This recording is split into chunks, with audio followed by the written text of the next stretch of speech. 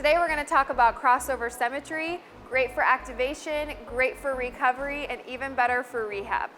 So let's talk about the setup. First things first, depending on what exercise you use, you're going to want to move the bands either at eye level, chest level, or even perhaps down by the foot. So let's talk about this setup. You're going to grab the bands, and you're always going to want to cross the bands, hence crossover symmetry. From here, you're going to want to step out just enough so you have a little bit of resistance on the band. Next, your feet are going to be underneath your hips. You're going to get a nice athletic stance. So you're going to want to bend those knees and send that butt back. From here, we want to send those shoulder blades down and together. This is the secret sauce to the exercise.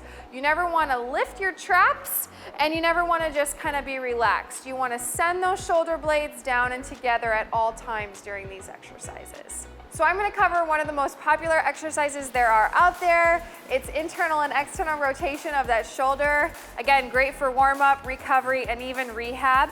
A cool thing about this chart is it not only gives you the number of reps that you need to be doing or perhaps at what tempo, but it also gives you down at the bottom what color of resistance you should be using when you're performing this exercise. So when I'm doing the internal external rotation, I'm going to use the blue band, which is the 25-pound resistance band.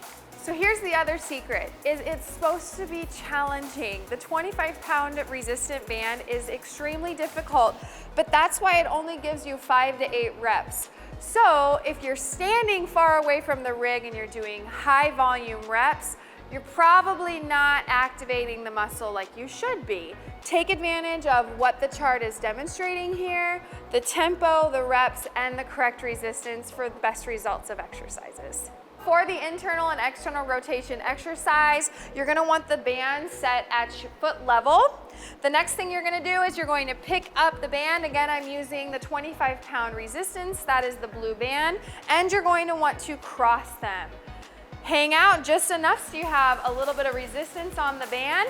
Feet shoulder width apart, good athletic stance, shoulder blades down and together. From here, you're going to lift the band up till the elbows are high and outside. Keep those elbows high and outside. Keeping those shoulder blades down and together, you're going to rotate those hands out, back down, and then again to the start position. So one more time, nice athletic stance, shoulder blades down and together, elbows high and outside, rotate, keeping those elbows high and outside, rotate back to start, and down. That would be considered 1 rep. The next exercise we're going to demonstrate is perfect for all of us who are at the computers and internally rotate those shoulders. We're going to use the 25-pound resistance band again, and we're going to open up our chest cavity and get those shoulders really working this way. Again, I've got the blue band. I'm going to cross the band. Nice athletic stance, butt back, shoulder blades down and together. I'm standing far away from the rig as possible, so I have just a little bit of resistance on the band. And from here, I'm just going to pull back and open up those shoulders as much as I possibly can. Really difficult if you do it right. Keep those shoulder blades down and back, arms straight, pull back as far as you possibly can. Awesome exercise. Again, only 5 to 8 reps will do the trick. This final exercise is another favorite of mine, perfect for posture. To start, I'm going to bring the bands to eye level, and this time, rather than the blue band, I'm going to use the 40-pound resistance band, which is the orange band. Again, I'm going to cross the band, get enough of the little bit of resistance on that band, so I'm stepping just slightly away from the rig here, feet in a nice shoulder width stance, hips back, shoulder blades down and together. And to start, I'm going to turn those palms out. From here, I'm going to bring it up to eye level, and then I'm going to finish up overhead. Back down to square one. Again, those shoulder blades are pinched back together, so that would be 1 rep. Back to eye level, up overhead. Should be right over the middle of the head or the middle of the foot.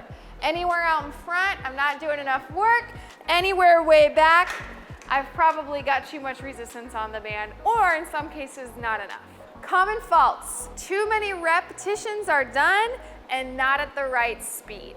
Common fault number 2, not setting the bands up in the correct spot and not crossing the bands as well. Common fault number 3, grabbing the wrong resistance band in general. Common fault number 4, stepping way too far back away from the rig. The 5th fault, and it's the most important one, is the proper setup and execution of the exercise itself. And if you don't have crossover symmetry, no problem. Just pick yourself up a set of resistance bands like this, tie them along the rig at whatever level you need them to be at, foot, chest, or eye level. Grab a hold of the bands, cross them over, get yourself set in a nice athletic stance, pin those shoulder blades down and together, and you can do the same exercise that you did with the resistance bands instead of the crossover symmetry bands.